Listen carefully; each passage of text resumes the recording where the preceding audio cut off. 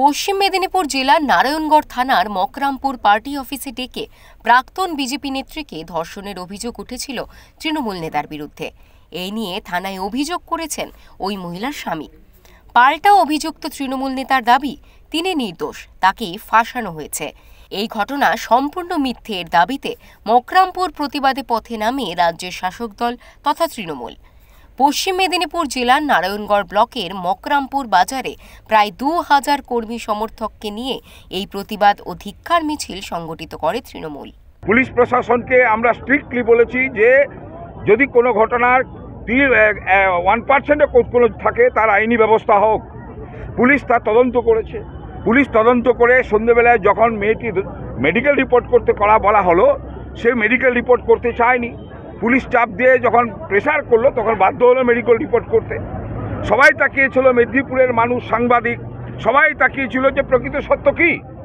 যখন মেডিকেল রিপোর্টের তার তথ্য বেরোলো যে কোনো প্রকারে কোনো ধর্ষণের কোনো বিষয় নয়, কোনো প্রকারে তার ধর্ষিত হয়েছে বলে কোনো প্রমাণ পাওয়া যায়নি।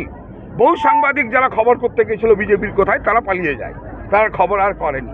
কিন্তু পরবর্তী সময় তার পরের দিন আবারও বিজেপি রাস্তায় নামে, সিপিএম রাস্তায় নামে এই ঘটনাটাকে ঠিক খাগড়াগড়ের ঘটনা যেমন ঘটেছিল একই রকমভাবে রূপদান করার জন্য মকরামপুর থানা এবং এসপি অফিস ঘেরাও নানানভাবে একটা রাজনৈতিক ফায়দা লোটার চেষ্টা হচ্ছে। এই ঘটনার পর আন্দোলনে নেমেছিলেন অগ্নিমিত্রা পাল। এদিন তারও সমালোচনা করেন আন্দোলনকারীরা। আমি একজন মহিলা নেত্রী হিসাবে বলতে পারি যে একজন বিধায়িকা হয়ে তিনি কি করে বিজেপির বিধায়িকা একজন মহিলাদের সম্বন্ধে এত কুরুচিকর মন্তব্য করেন। একজন মহিলা, উনি মহিলারা মায়ের রূপ হয়, দুর্গার রূপ হয়। একজন উনিও মহিলা, কাল তো উনি এত কুরুচিকর মন্তব্য করেছেন আমাদের পশ্চিমবাংলার মুখ্যমন্ত্রী মমতা বন্দ্যোপাধ্যায়ের সম্বন্ধে।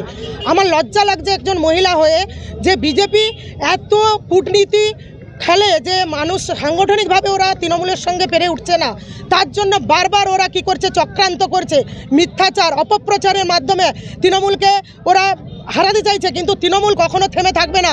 তৃণমূলের মহিলারা সবসময় রাজপথে আছে, থাকবে, এবং তৃণমূলের মহিলারা একজোট হয়ে এই যে একটা মিথ্যা অপপ্রচার করা হচ্ছে, মিথ্যা দোষ দেওয়া হচ্ছে, তার প্রতিবাদে আমরা আজ রাস্তায় নেমেছি। এই মিছিলে উপস্থিত ছিলেন নারায়ণগড় বিধানসভার বিধায়ক সূর্যকান্ত অর্ত, পশ্চিম মেদিনীপুর জেলা যুব তৃণমূলের সভাপতি নির্মাল্য চক্রবর্তী, নারায়ণগড় ব্লক তৃণমূল কংগ্রেসের সভাপতি সুকুমার জানা, নারায়ণগড় ব্লক মহিলা তৃণমূল কংগ্রেস সভাপতি সুপর্ণা জৈন সহ অন্যান্য নেতৃবৃন্দ। পশ্চিম মেদিনীপুর থেকে প্রদীপ মাইতির রিপোর্ট, ওঙ্কার বাংলা।